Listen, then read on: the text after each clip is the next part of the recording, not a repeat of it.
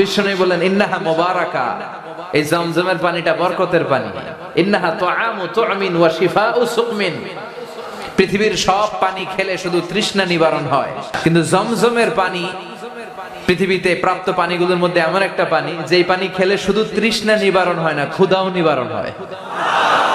যারা হজে যায় একটা খেজুর আর সারাদিন জমজমের পানি খায়, ক্ষুধা যে কই ছিল কোথায় আছে কোনো কিছু টের পায় না। সুবহানাল্লাহ পড়বেন না? এটা বরকতের পানি। আবার পা যে জায়গায় লিখেছে ওইটারে মুসাল্লা বানাইছে কে? মায়ের পা মানে ওয়াইফের পা যে জায়গায় লেগেছে ওই জায়গাটারে ছাই করার জায়গা করেছে কে? সন্তানের পা যে জায়গায় লেগেছে ওইটারে জমজমের কুয়া বানাইছে কে? সুবহানাল্লাহ পড়বেন না?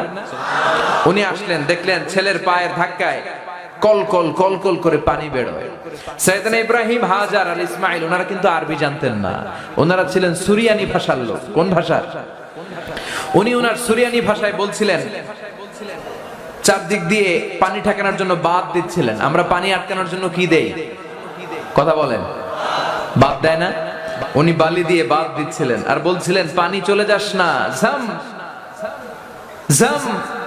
ওনার সুরিয়ানি ভাষায়, নিজের ভাষায় বলছিলেন জাম জাম, মানে থাম থাম, পানি যাস না, চলে গেলে তার পানি খুঁজে পাওয়া যাবে না। নিজে বাঁধ দিচ্ছিলেন আর নিজের ভাষা সুরিয়ানি ভাষায় বলছিলেন জাম জাম, মানে থাম থাম, স্টপ স্টপ, কেফ কেফ। ওনার মুখে